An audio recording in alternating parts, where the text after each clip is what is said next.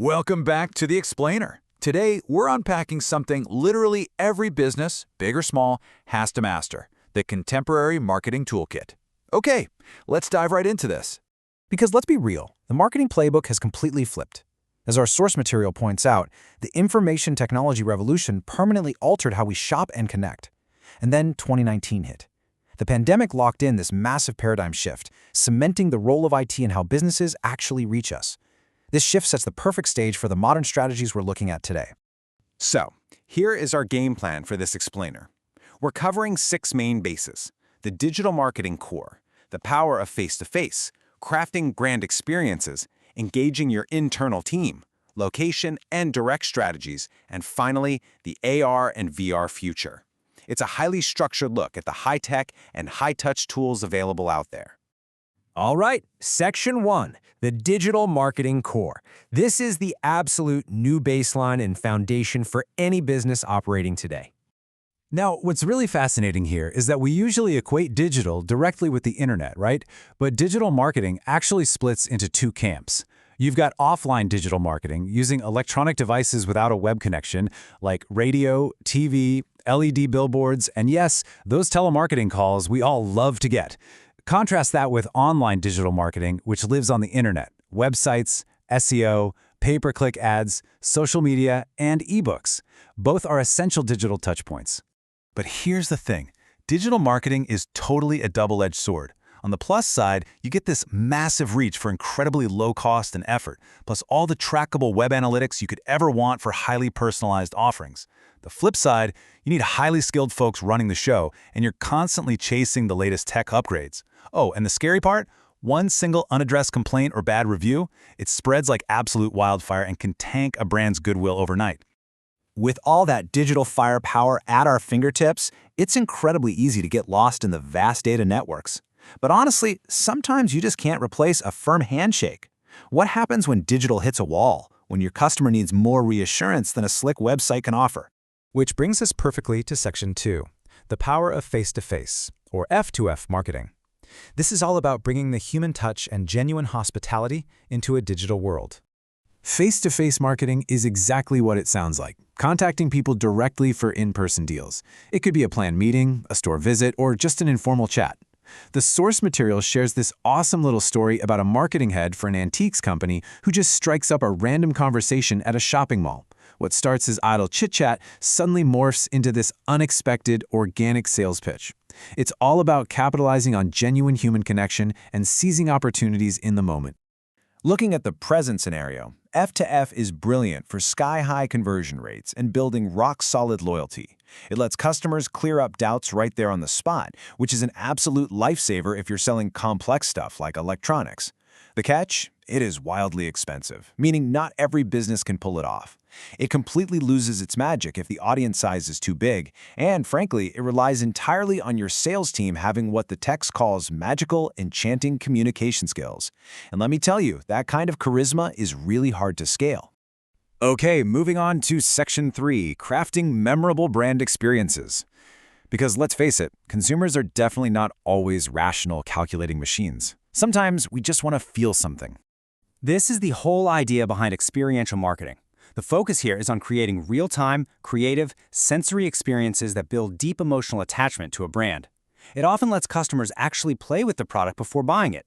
You're not appealing to strict logic, you are targeting their immediate mood and desires. As a marketer, your goal is to plant a powerful, positive memory that basically makes the purchase decision for them. The nuts and bolts of this approach break down into 5 main components: sense, feel, act, think, and relate marketing.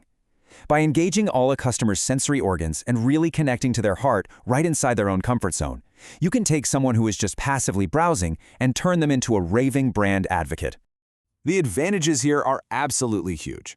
Experiential marketing creates intense emotional bonds, ensures a glowing brand perception, and generates massive word-of-mouth buzz. Plus, it plays nicely with other strategies. But there's a serious caveat. Manufacturing a genuinely memorable experience is an incredibly daunting task. You can't just repeat the same stunt. It demands constant originality and serious funding. And if your event misses the mark, it can actually backfire and severely disappoint an eager audience. So we've talked a ton about crafting these incredible customer experiences. But let's pause for a second. Who is actually pulling this off day to day? Who's the real engine running the brand? That brings us to Section 4, engaging your internal team, your very first audience. We are talking about internal marketing, the secret engine driving literally all external marketing success. The need for internal marketing in any organization is massive. It functions as this continuous three-step loop.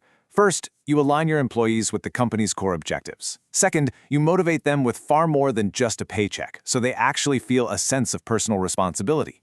And third, you empower them to become your best brand advocates. Educate and involve your team, and their morale skyrockets. And high morale directly translates to the high productivity you need to truly delight your external customers. All right, let's shift gears to Section 5, location and direct strategies, getting to customers exactly where they are, bypassing all the traditional hurdles. We've seen the massive emergence of two powerful approaches here. First is location-based marketing, or geotargeting. Since basically everyone has a smartphone glued to their hand now, this strategy uses location data to ping alerts about nearby deals, which directly drives foot traffic. Then we have direct marketing. This is an interactive system designed to drive a measurable transaction anywhere with zero middlemen. The source material highlights a phenomenal example of this, the explosive growth of Domino's Pizza in India back in 1996. A massive chunk of that success was driven by nailing direct marketing strategies to reach hungry consumers right in their homes. When you look at the effect of these direct and location-based strategies, the benefits are undeniable. They boost in-store visits by literally nudging customers about what they want right when they are around the corner. They tap into customer databases to match buying behaviors perfectly. It's incredibly cost-effective, allows you to set highly realistic goals, and delivers personalized messages straight to the target. And finally, we arrive at Section 6, the AR and VR future, the immersive digital frontier. We are stepping out of today's tactics and right into tomorrow's. The whole concept of augmented and virtual reality marketing is all about using technology to plunge people into lush, interactive, virtual environments.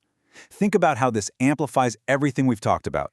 A hotel doesn't just show you a photo brochure anymore. They drop you into a 360-degree virtual tour. Brands like IKEA or Tom Shoes have apps that let you virtually drop a couch into your living room or try on a pair of shoes before you even pull out your credit card.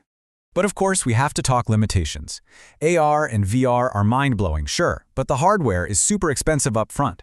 It also leans a bit on the user's personal imagination for it to really click. More seriously, there's a valid concern about potential eye damage from staring at these screens, a major point since we already rely so heavily on electronics post-pandemic. Plus, locomotion sickness is a very real hurdle, blocking widespread adoption. And honestly, it just falls flat for products that truly demand real-world human social interaction. So what's the big takeaway from all this? Every single tool in the modern marketing toolkit has its perfect moment to shine and its hard limitations, from crunching massive data sets online to the simple, enchanting magic of a genuine face-to-face chat.